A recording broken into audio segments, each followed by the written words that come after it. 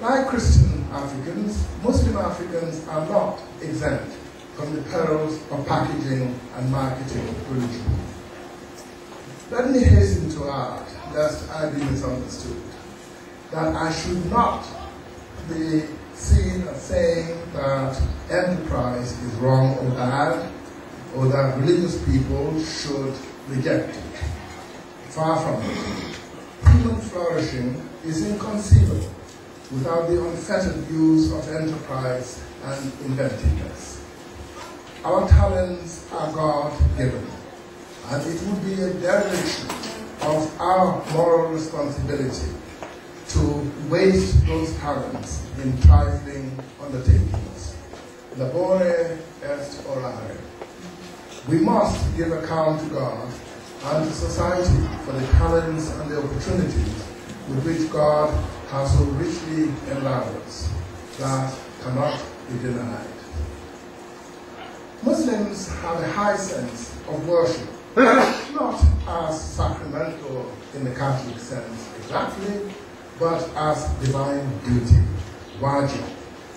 It is the idea that believers worship not because it is convenient, popular, healthy, advantageous, or stylish, but because God commands it. Religion as worship is not a commodity for packaging and marketing.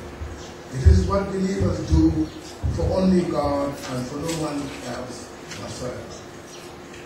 That is an important reminder of what faith means in our lives and in society. Earthly or material incentives cannot earn our worship. Incentives as such are unworthy indeed of our faith. The point I wish to emphasize here is that, again, like Christian Africans, Muslim Africans are not beyond the temptation to reduce religion to use and usefulness. I have a hunch that Sharia penal law tempts advocates with precisely that view of religion, that commodity view of religion as political gain. I have this feeling because I believe that the whole issue of Sharia is really what is at stake is the anointing of government as a religious organ and religion as political experience. Government becomes God's magistrate and religion a state mandate. If you care about politics, you will welcome government takeover of religion. But if you care about religion, you will worry that government is biting off more than it can chew. When politics qualifies religion, politics becomes arbitrary and religion corrupt. The state as divine warrant is ipso facto tyrannical. In fact, Muslim theology is shirk, is idolatry, is false absolutization. And religion, merely as political experience, is moral compromise, essentially. What about the other way? When religion relates to politics by qualifying restrictively. In that case, the outcome is state moderation, with space for freedom to flourish.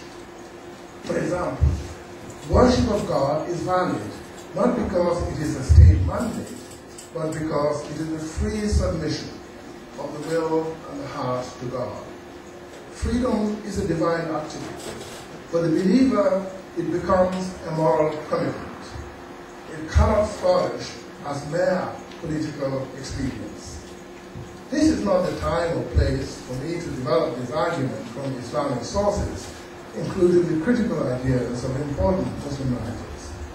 What is important to note is that it represents an encouraging convergence with the Christian tradition from the language of the 5th century to 2000. Religion and politics are related in an uneven way, they are equal. When government is strict on religious functions, it creates the optimal conditions for democratic life to flourish. The religious impulse rises to strengthen the moral ground of politics benefits when it is based on the consent of the free people. And that is why if we worship only God, government cannot claim on our worship. But if we worship the state, government may use us as it sees fit to do. I think that as believers, Christians and Muslims, have a common obligation, a common interest in preventing religion from becoming a matter purely of political incentives. For this reason, criticism of religious radicalism should have a broad base in the church and in the Muslim community. Many of my American friends, secular, are very apologetic about Islam, and they are afraid to criticize Islam. And I'm a historian, and so I think there are very few things in human life that are exempt from criticism.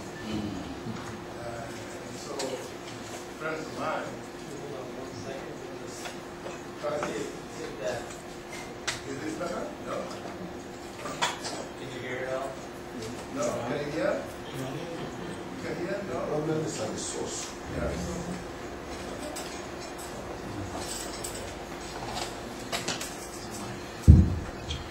Problem with the batteries. The batteries are a problem.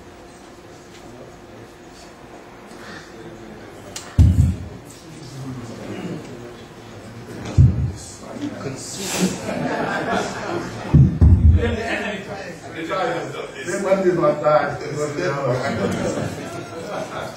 It's too much.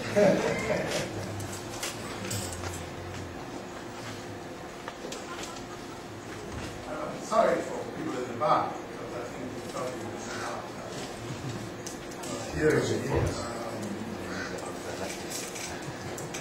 So the point I'm making here is that when religion or the moral law codifies politics, then religion flourishes, and politics, the state is restrained, and that creates space for freedom to flourish.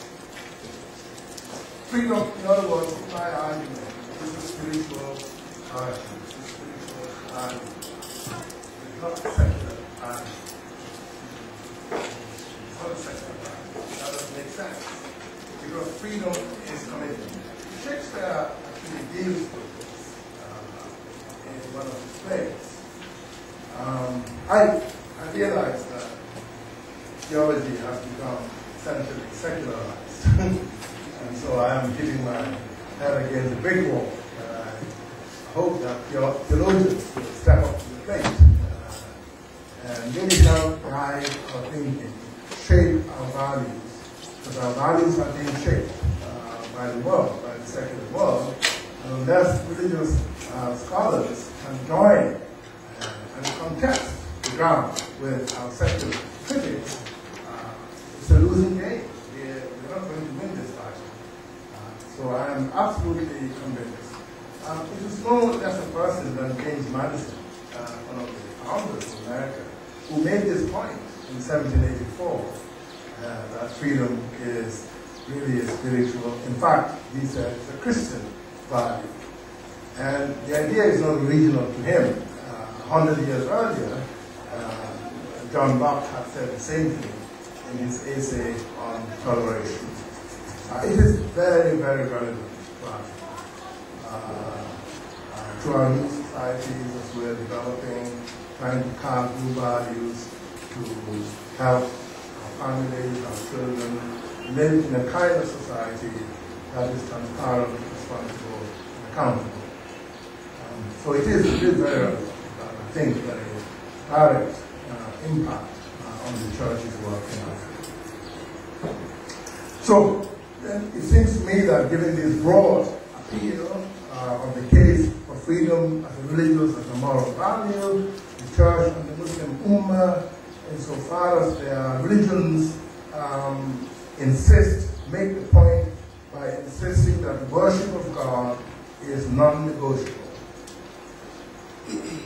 And in speaking with one voice, they carry an implicit weight when it comes to taking the radical.